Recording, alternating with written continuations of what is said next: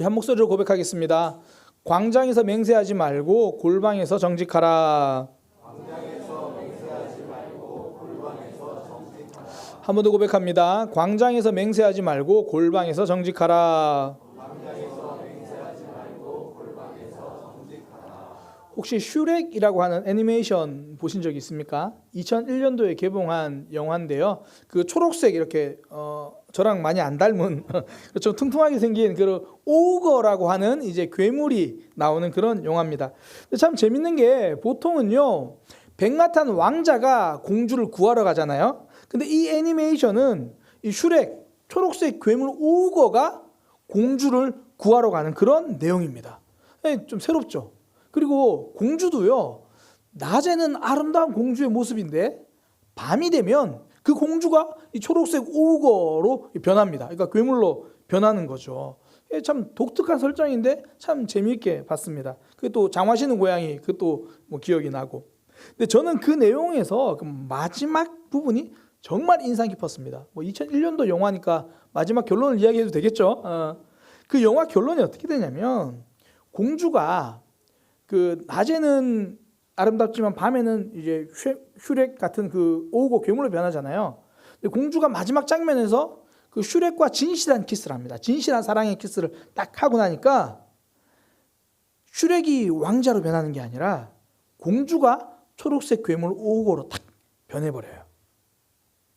그러니까 보통은 미녀와 야수에 보면 미녀가 야수한테 키스를 하면 야수가 왕자가 되잖아요. 개구리 왕자도 보면 그 개구리에다가 뽀뽀를 하면 이 개구리가 왕자가 돼요. 그런데 이 영화에서는 공주가 이 오우거, 이 괴물 초록색 그 퉁퉁한 괴물이 그렇게 됩니다. 그리고 그 모습을 딱 보고 슈렉이 딱 하는 말이 너무 아름답다 그렇게 이야기를 해요. 그러니까 내가 기대하는 모습으로 달라져서 아름답다 사랑한다 그게 아니라 내 모습 그냥 그대로 인정하고 그걸 받아들이고 사랑한다 아름답다 이렇게 말해주는 거죠. 사랑은요 저 사람이 더 나은 모습을 될 것이라 기대하고 사랑하는 것이 아니라 지금 이 모습 있는 그대로를 사랑하는 것 그것이 사랑입니다. 그 밀양에 그 이제 이주민 사역하고 다카교회 최인기 선교사님 있잖아요. 제가 그분이랑 이제 이런저런 대화를 많이 하니까 그분이 결혼 스토리를 이야기해 주시더라고요. 언제 한번 또 내년에도 다카 또 가게 되니까 꼭 가신 분들 결혼 스토리 꼭 한번 물어보세요. 결혼 스토리를 물어본 그 이야기를 해주시는데요. 당시에 총각일 때, 총각이니까 결혼을 하죠. 총각과 처녀 시절에 그 당시에 이제 지금은 사모님이죠. 그분이 서울대학교를 졸업하고 아마 그때도 이미 부산대학교 교수 자리가 확정됐나 아마 그럴 거예요. 이제 그런 모습이었고 반면에 최인기 선교사님은 그 당시 이제 청년 총각은 이제 고등학교 졸업하고 취업을 준비하고 있는 그냥 그런 상황이에요. 그러니까 세상적으로 말하면 뭔가 좀 잘 안 맞잖아요. 거기다가 최인기 선교사님이 먼저 마음에 들어가지고 저 여자랑 결혼해야겠다. 그러고 나서 이제 막 프로포즈를 한 거죠. 그러다 보니까 우여곡절 여러 상황들이 있었습니다. 결국은 이제 결혼에 대해 고민하고 결혼하겠다라는 그런 마음들을 가지게 되는 시점에 그 최인규 선교사님이 굉장히 존경하는 목사님이 이제 그 두 커플을 불러서 두 사람을 불러다가 이야기를 한 거예요. 그때 이야기를 하면서 그 아가씨에게, 그러니까 지금 결혼한 사모님, 그 아가씨에게 이렇게 말을 했습니다. 인기 이 녀석이 참 괜찮은 친구야. 그리고 미래도 참 기대가 되는 녀석이긴 해. 그러나 그 미래를 보고 결혼하지는 마. 지금 이 모습 이대로 괜찮다면 결혼해라. 앞으로 어떻게 될 거니까 그걸 기대하고 결혼하는 게 아니라 지금 이 모습 이대로 받아들이고 지금 이 모습 이대로 있는다 하더라도 사랑한다면 결혼해라. 정말 지혜로운 목사님이죠. 사람들이 서로 사랑하는 사이면서도 갈등하는 이유가요. 지금 이 모습이 아니라 자꾸 더 나은 모습에 초점을 맞추기 때문이거든요. 여러분들 언제 그걸 알 수 있냐면 자녀들과 갈등할 때 보면 자녀들 사랑하죠. 그런데 항상 자녀들에게 하는 말이 지금 이 모습이 아니라 더 나아진 모습을 자꾸 이야기해요. 너 뭐 아침에 일찍 일어나야 돼? 뭐 해야 돼? 이렇게 해야 돼? 지금 이 모습을 사랑하지 않는 건 아닌데 그냥 말만 들어보면 엄마는 지금 내 모습은 안 사랑하는 것 같아요. 아빠는 지금 내 모습은 안 사랑하는 것 같아요. 그러니까 더 나은 내 모습만 이야기를 하는 거죠. 그러면서 하는 말을 꼭 사랑하니까. 너 잘 되라고 그러는 거지.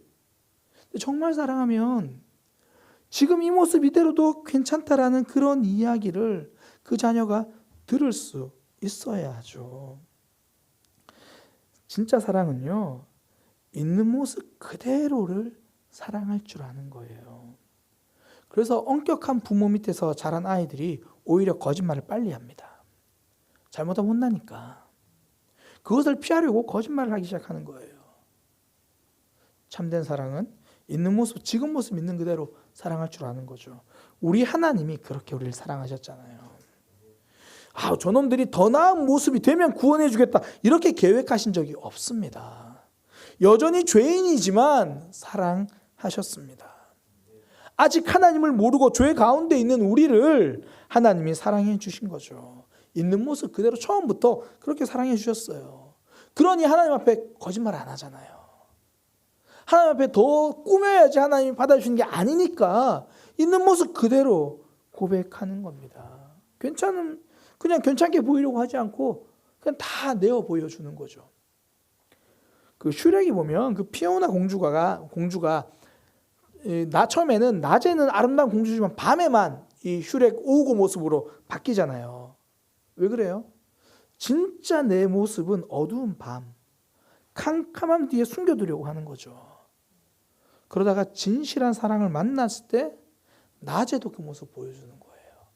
이제 내 모습 이대로 받아주는 사랑을 만났으니까 진정한 사랑은요, 있는 모습 그대로 받아주는 거예요. 하나님 우리를 그렇게 사랑하시니까 우리 있는 모습 그대로 나아가는 거죠. 그런데 사랑과의 관계는 그렇지 못할 때가 있죠. 흔히 이야기하잖아요. 사람들 앞에서 너의 단점 이야기하지 마라. 그게 반드시 너에게 올무가 될 거다. 막 그렇게 이야기를 하잖아요. 그래서 사람들에게는 있는 모습 그대로 나의 모습, 연약한 모습은 좀 캄캄한 뒤에 숨겨놓으려고 그러고 밤의 어둠 속에 남겨두려고 그러죠. 그러다가 잘 보이고 싶은 마음만 너무 커져버리면 내 모습은 요만한데 자꾸 내 모습을 이만하게 포장하기 시작하는 거예요. 내 실체는 요만한데 더 나은 모습 되고 싶어서 이렇게 저렇게 포장하는 거죠. 포장할 때 가장 많이 사용하는 게 말입니다. 이런 말 저런 말로 나를 꾸미기 시작하는 거죠. 그러면서 내가 할 수 없는 것까지 할 수 있는 것처럼 말해요. 그런 모습 중에 하나가 맹세죠. 나는 절대 거짓말을 하지 않을 거야 라고 맹세하는 사람들은 대부분 거짓말에 전과가 있는 사람들이죠. 술만 마시면 큰 실수를 하는 사람들이 꼭 다시는 술을 안 먹겠다고 맹세를 하죠. 그렇게 다시는 술을 안 먹겠다고 맹세하는 사람은 실상은 술을 이기지 못하는 사람들이잖아요. 사람들이 맹세하는 이유는 내 모습은 이 정도인데 마음이 자꾸 앞서서 그래요. 그래서 예수님은 맹세하지 말라고 하시죠.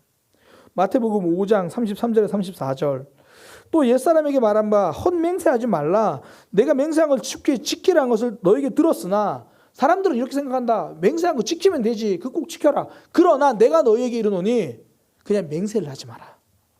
도무지 맹세하지 마라. 하늘로도 하지 말고, 이건 하나님의 보좌다. 그러니까 지금 너희가 감당할 수 없는 것 가지고 맹세하지 마라. 하늘 그거 하나님 거고, 땅 그거 하나님 거고. 아니 그러면 내 목숨, 내가 진짜 목숨 걸고 너희 머리를 걸고도 맹세하지 마라. 네 머리카락 네가 검게도 희게도 할 수 없지 않냐. 맞잖아요. 머리 한번 감고 나면 우두둑 빠지는 거, 그거 내 힘으로 안 돼요. 그거. 그러니까 머리카락 하나도 내 힘으로 안 되는데 뭐 그거 가지고 맹세하냐. 근데 사람들이 자꾸 맹세해요. 예수님 맹세하지 말라 그래요. 왜, 무슨 의미인가요? 욕심내지 말라는 거예요. 내 삶을 넘어서서 그 마음을 저기 앞에 내려두고 저거 가지려고 하지 말라는 거예요. 감당하지 못할 무게까지 맹세하지 말고 그냥 살아온 무게만큼만 인정받으면 된다는 거죠. 근데 사람들은 내 모습은 여기 있는데 마음이 저기 있어요. 근데 빨리 이렇게 되고 싶으니까 우리 그걸 욕심이라고 그래요. 예를 들어 이런 거예요. 예를 드는 거예요. 나는 뚱뚱하다. 뭐 그러면 예를 드는 겁니다.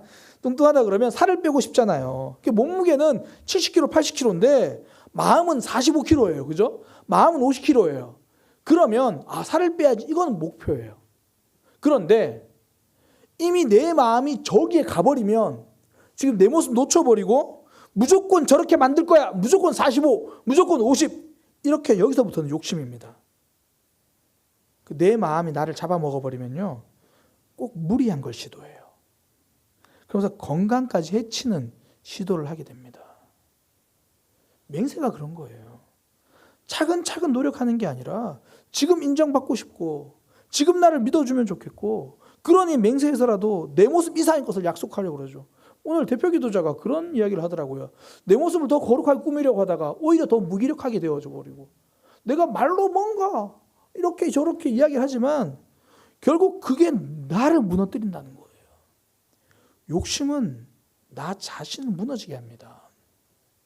그리스 신화에 보면 에리식톤이라는 왕이 등장하는데요. 이 사람의 모습을 보면 이 욕심이 무엇인지를 그리스 신화가 잘 표현을 해놨어요. 이 에리식톤이 자기 왕궁에 있는 연회장을 더 크게 만들려고 해요. 이 연회장이라는 것 자체가 욕심을 상징하잖아요. 많은 모여서 먹고 막 절제하지 못하고 그 연회장을 더 크게 만들려고 하다 보니까 만들려면 나무가 필요해서 나무를 베는데 그 여신의 숲에 가서 나무를 베는 거예요. 그건 베면 안 되는 나무거든요. 그래서 여러 번 경고를 하는데도 이 에리식톤 왕은 그 경고를 듣지 않고 결국 베지 말아야 할 나무까지 뱁니다. 그래서 그것 때문에 저주를 받아서 배고픔의 저주에 시달리는데요. 먹어도 허기가 사라지지 않는 거예요. 그러니까 더 먹기 위해서 온갖 수단을 다하다가 나중에는 자기 몸까지 뜯어먹으려고 합니다.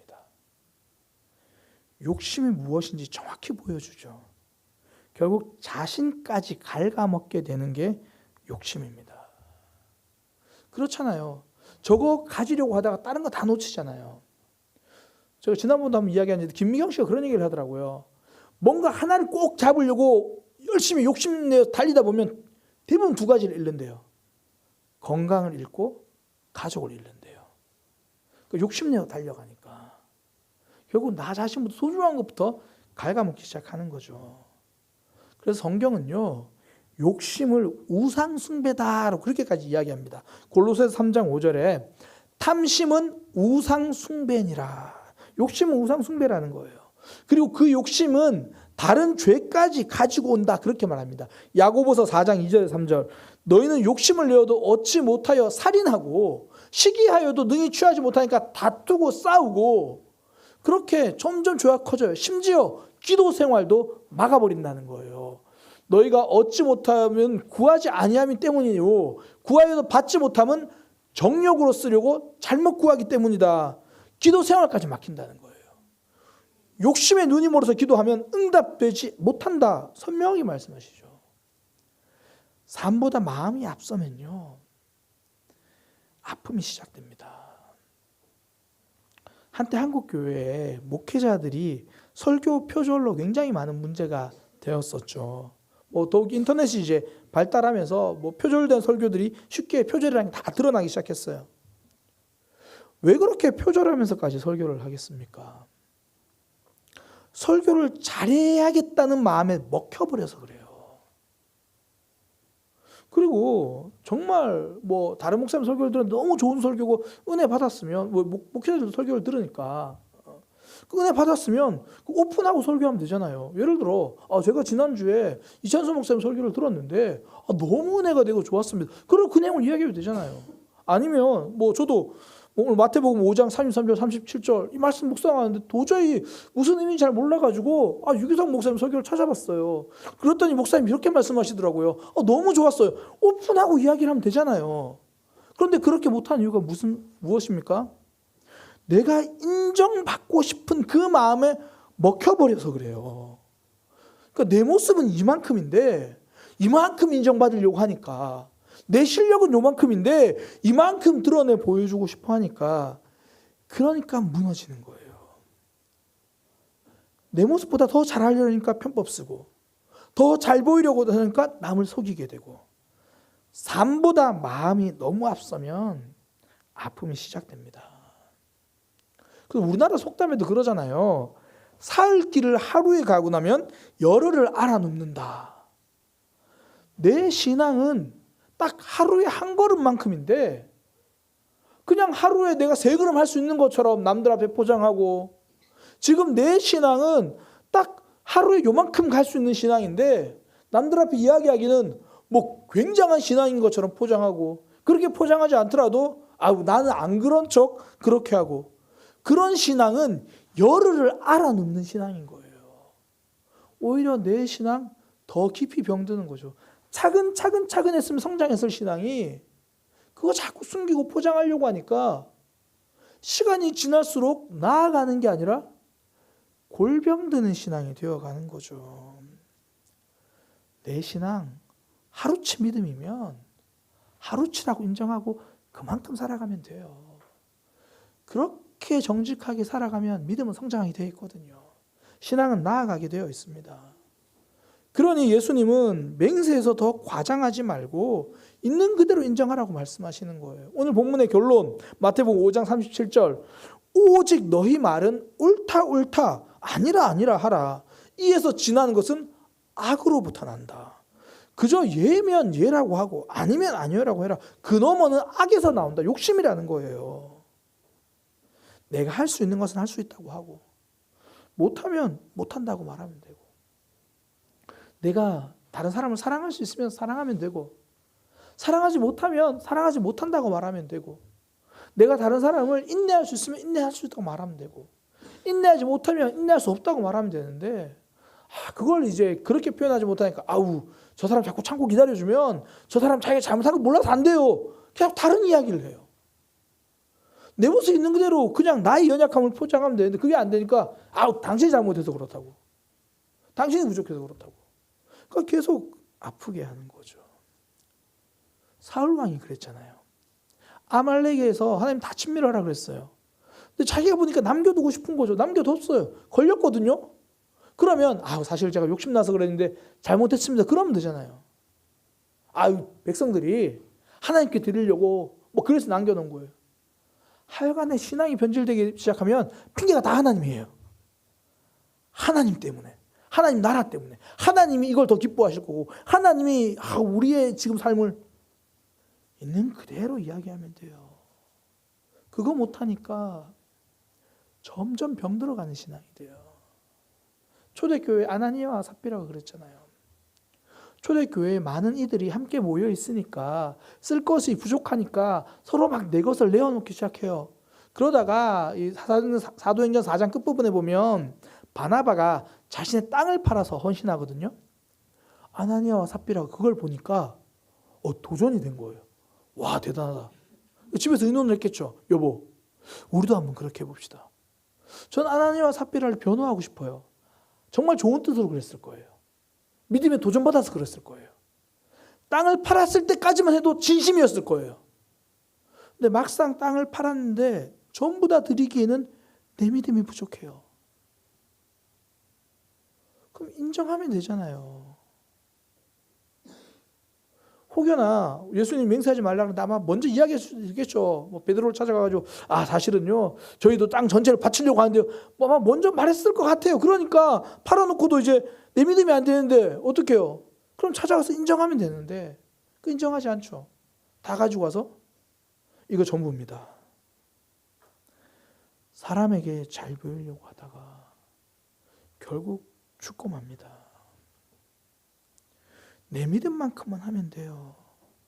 인정받고 싶은 만큼이 아니라 지금 내 상황만큼은 하면 돼요. 신앙생활은 남들에게 보여주려고 하면 무너집니다.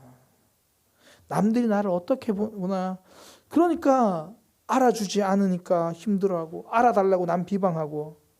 왜 주로 비방을 하냐면요, 왜 안 도와준다고 비방하는 거 아니에요. 대부분의 경우는 나 알아달라고 그 얘기하는 거예요. 하나님이 허락하신 만큼 하면 충분합니다. 내가 보여주고 싶은 만큼 하려다가 무너지는 거예요.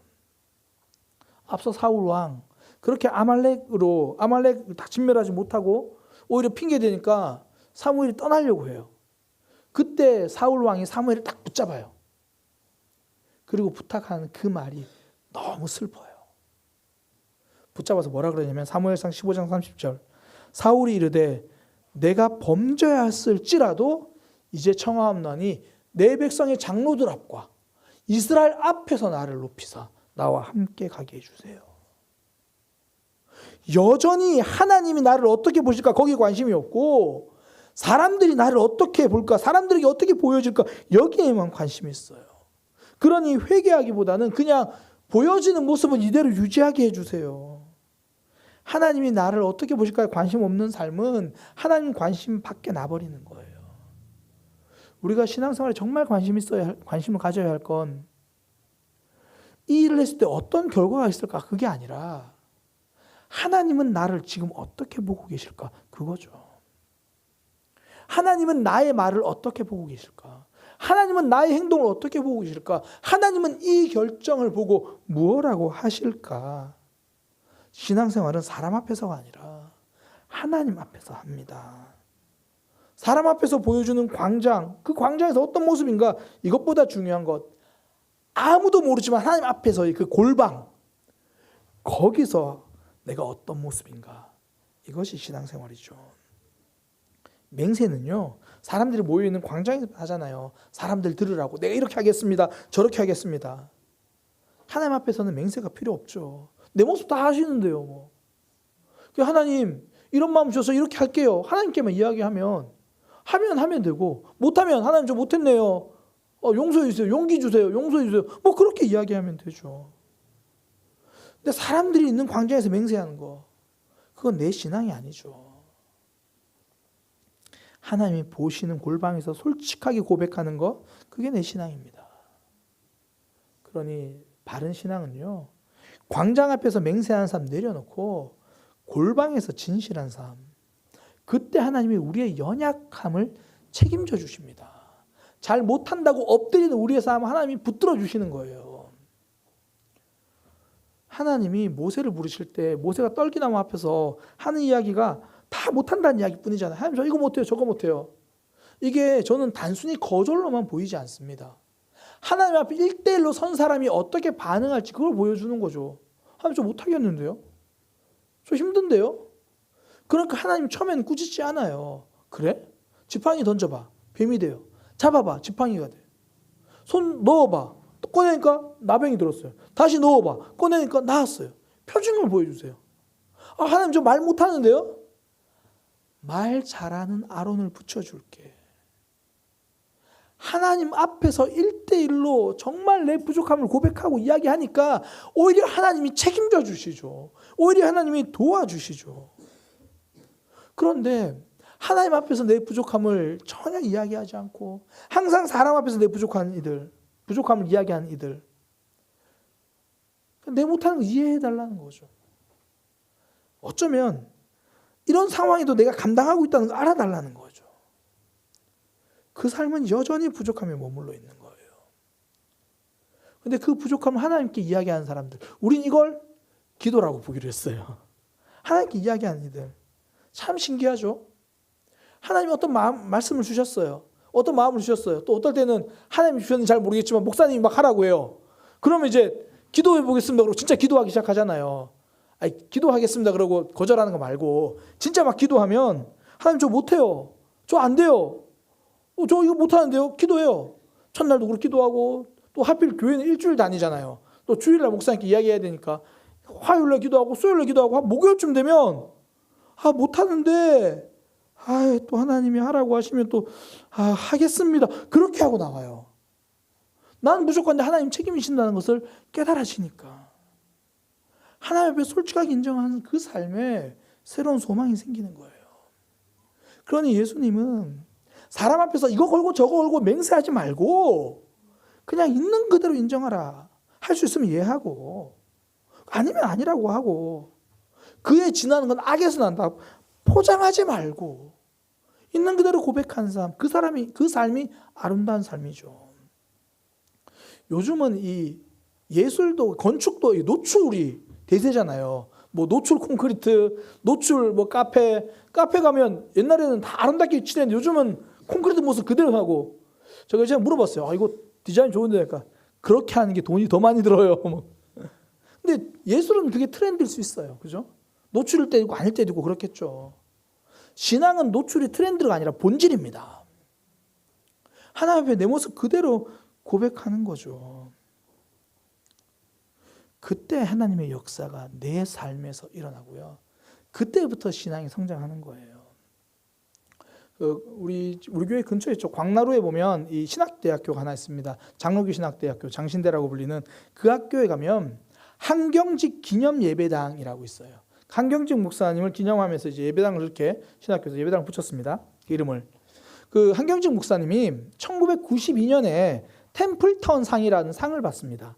이 템플턴 상은요, 종교계의 노벨상 같은 거예요. 실제로 이 상을 만들 때 1972년에 만들어졌는데요.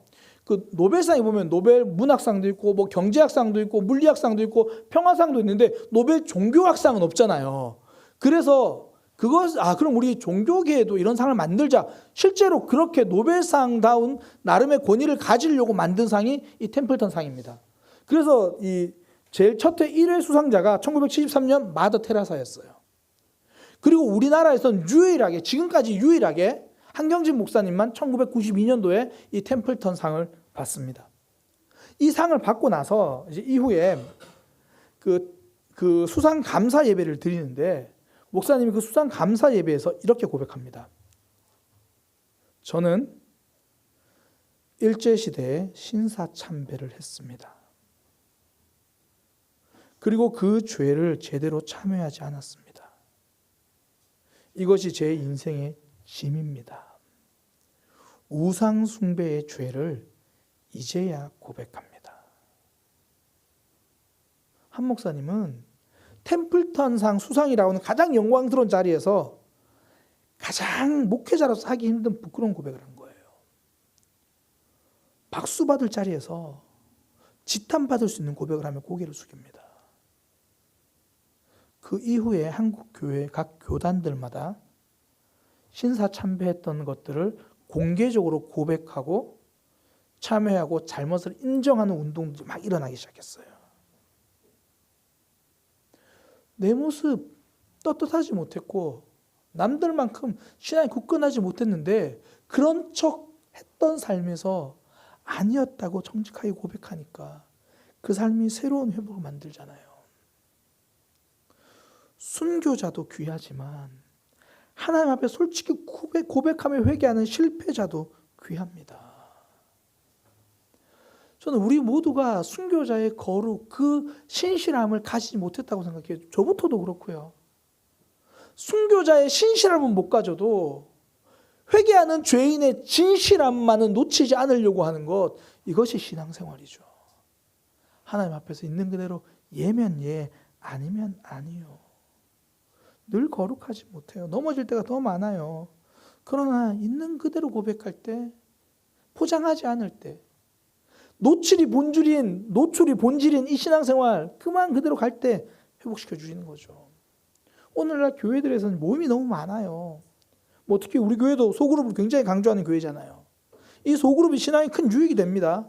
그런데 그 소그룹 안에서도 나눔을 할 때 주변 지체들에게 보여지는 모습으로 나를 자꾸 포장하기 시작하면 결국 그것 때문에 내 신앙이 골병들기 시작하는 거예요. 내 신앙은 하루길인데 3일 길인 것처럼 포장하니까 앞으로 나아가는 삶이 아니라 열흘을 알아눕는 삶이 되는 거죠. 그래서 예수님이 우리에게 하신 말씀, 건강한 신앙이 되기 위해서 이 말씀 꼭 기억하시기 바랍니다. 맹세하지 말고 그냥 예할 건 예하고 아니랄 건 아니라 말하라. 하나님 앞에 정직하게 고백하는 삶. 그때 신앙이 새로워집니다. 제가 서론에서 그 말씀 드렸어요. 진짜 사랑은 있는 모습 그대로를 사랑하는 거다. 하나님은 우리를 그렇게 사랑해 주셨잖아요. 저는 우리도 우리 자신을 그렇게 사랑했으면 좋겠습니다. 부족한 내 모습 있는 그대로. 못하면 못하는 대로, 연약하면 연약한 대로, 그렇게 고백하고 나아갈 때 하나님이 우리 인생 책임져 주십니다.